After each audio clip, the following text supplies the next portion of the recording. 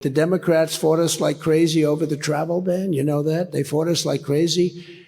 I had to go through the whole court system, but after 18 months in court, the Supreme Court finally ruled the travel ban was totally constitutional because we want to keep bad people out that want to destroy our country.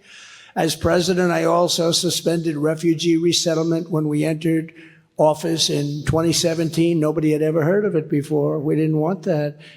And we'll do it again. We'll put it right back into place. I banned refugees from Syria. I banned refugees from Somalia, very dangerous places, and from all of the most dangerous places all over the world. I banned them. I said, I'm sorry. And in my second term, we're going to expand each and every one of those bans because we have no choice. Some very rough people, some very, very rough people come out of those areas. They want to blow up our country.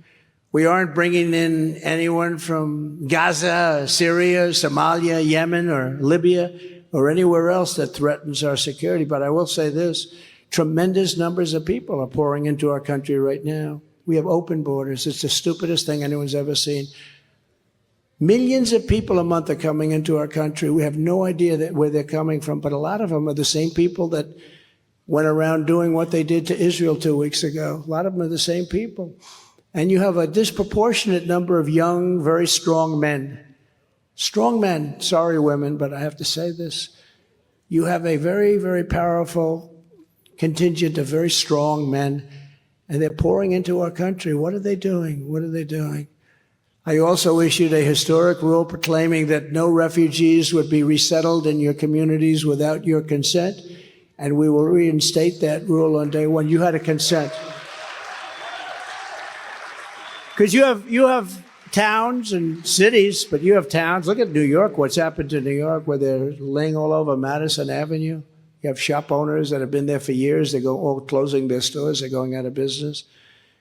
Next, we'll implement strong ideological screening of all immigrants to the United States. No longer will we allow dangerous lunatics, haters, bigots, and maniacs to get residency in our country. We're not going to let them stay here. We're not going to let them. We're going to have the largest deportation effort in history.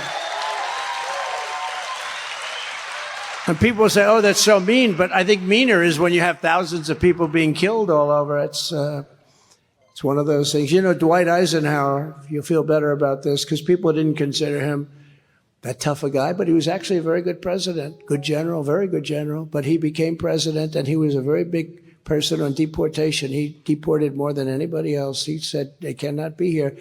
You have to come into our country legally. That's what I say. You have to come into our country legally, and you have to love our country. You can't hate our country.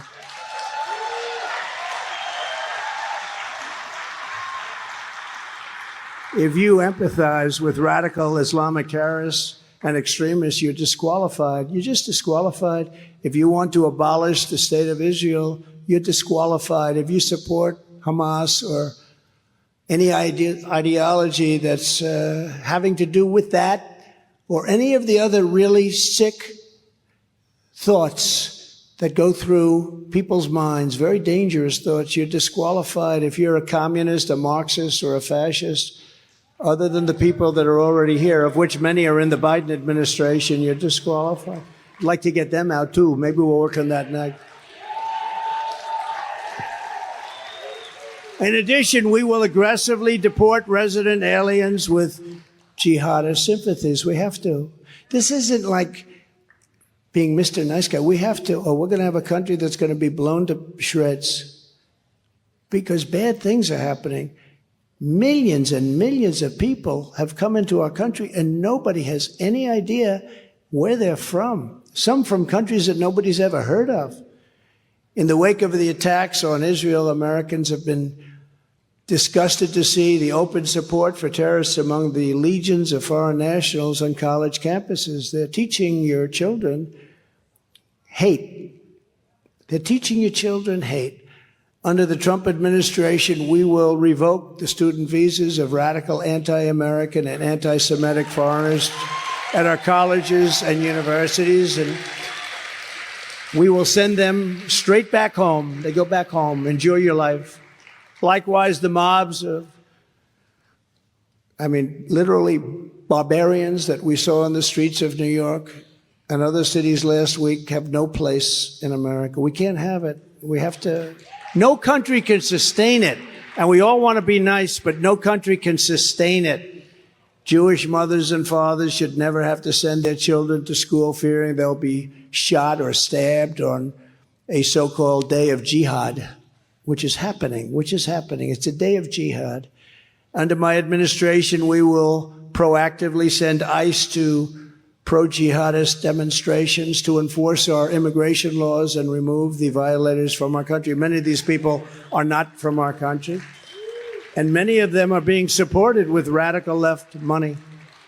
The money from radical left people, you know who I'm talking about, will continue the process we started in my first 4 years of stripping citizenship from criminals, terrorists, and immigration cheaters and frauds. They've come into our country at levels, and they're coming to Iowa, you know that. And it's dangerous. You've had killings that nobody could even believe. Nobody's seen the kind of killings you've had. Finally, we cannot forget that the same people that attacked Israel are right now pouring in at levels that nobody can believe into our beautiful USA through our totally open border and southern border. Concept of what? Civilization. Concept of stupidity. Again, we had the strongest border in history. Now we have the weakest border, I believe, in the history of the world. I don't think any border in a third world country has been like this. You take a look at what's coming in, and I think the real number is going to be 15 million people before it's over. That's bigger than New York State before it's over. 15 million people. And many of those people, again, I say it, they're from prisons, they're from mental institutions, and they're terrorists. Congratulations. This is what this man has done to our country. We will be paying the price for this for years to come if we do not do something about it immediately.